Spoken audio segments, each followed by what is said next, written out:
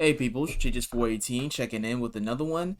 And today we're going to talk about the Lost Prince of Persia remake and what's going on with it basically. So, I've been following the Prince of Persia remake ever since it got announced 2 years ago. Or well, not announced 2 years ago, but they showed the trailer 2 years ago, and everybody, and I mean everybody absolutely hated the graphical presentation. I actually was probably one of the only people that didn't mind the graphics. I thought it looked fine for a remake, especially I don't remember the price that the game's going for, but I don't think they're selling this game for $60, right? If I remember correctly. It's like 40 or something like that. Well, whatever. The point is that people did not like how the graphics looked. And you know, they're kind of justified because the graphics are a little rough. Like I said, I'm not so much of a big graphics guy, but even though I play on PC, but I mean, yeah, the graphics were definitely a point of contention when it came to this Prince of Persia remake for sure. But one thing that was concerning that just came out recently, which made me ask what the hell is going on with this remake, especially considering the reveal trailer. The announcement trailer with the release date was announced 2 years ago. It was put out 2 years ago, by the way. The thing that was concerning with this game is that the game is canceling your pre-orders. So, for example, if you pre-order the game on PS4, Xbox, PC, Epic Games Store, for example, or Ubisoft Connect, they're basically canceling your pre-order. Which is kind of weird because if the game is gonna come out anyway, why not just keep honoring people's pre-order and keep the money? It's a little strange, but I mean, they did that, and that was a little concerning because I thought at first that the game was going to be canceled, but then they later on stated in the article that the game is still being in development, and it's still currently in development, and that was a sigh of relief because, for one, I'm someone that I consider the original Prince of Persia: Sands of Time an absolute masterpiece. Not like how people consider masterpieces today, which is just like really overrated, overhyped games, let's be honest. But Prince of Persia: Sands of Time is legit a masterpiece, and there's really no games that you can play nowadays that's like that. I mean, those Prince of Persia: Sands of Time came out at a time that gaming was just different. Mostly every game that was coming out was doing its own thing, whereas nowadays many of the games that we play, they're all kind of doing the same thing, with different graphics and different publishers and developers.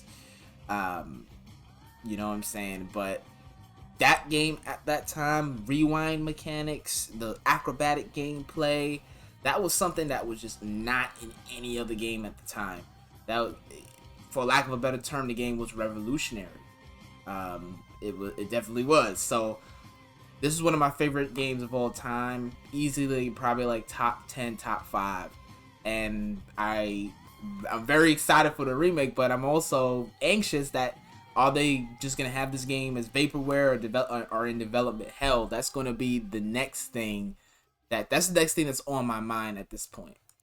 So basically, what I'm thinking is happening with the Prince of Persia: Sands of Time remake is that all the development that they were doing with the game, they basically, Ubisoft saw the outrage of how mostly pretty much graphically, because we didn't see any gameplay like that, but mostly graphically, when people saw the graphics of the Prince of Persia remake, everybody was talking this shit. The Sands of Time remake, everybody was saying it looked like a PlayStation 3 game, a 360 game. Everybody was dogging it. I don't think this game looks like a 360 or PS3 game, more like an early PS4, Xbox One title. So Ubisoft saw that outrage. Ubisoft was like, oh shit. So what they ended up doing was pretty much just going and redeveloping the game. So what we're seeing right now, why this game is, the pre-orders are canceled and while we're not really seeing a release date, the release date has been indefinitely, I guess, delayed. It's because they're redeveloping the game. The game is being redeveloped. It's being redeveloped as we speak. So whenever they re-release, show another trailer of the game, it's going to look totally different from what we first seen when they revealed it. So, yeah. Hopefully, it's gonna look better and people actually accept the graphical presentation, and we could just kind of get the Sands of Time remake we deserve. But tell me what you guys think. You already know, sound off in the comments, all that little dumb shit that the YouTube, other YouTubers tell you to do and whatnot. Tell me what you guys think. Do you guys think that, they should have just out the gate shown a better product, or what? I mean, I feel like nowadays when it comes to developers and publishers, man, they just don't give a fuck. They'll sit up here and charge you $70 for games, take out mad content out of games, just give you the worst version of the fucking game, and have you pay more. It's ridiculous. Whereas, back in the day, man, it's like they would give you the best of the best for your money. Now they don't give two shits about you, man.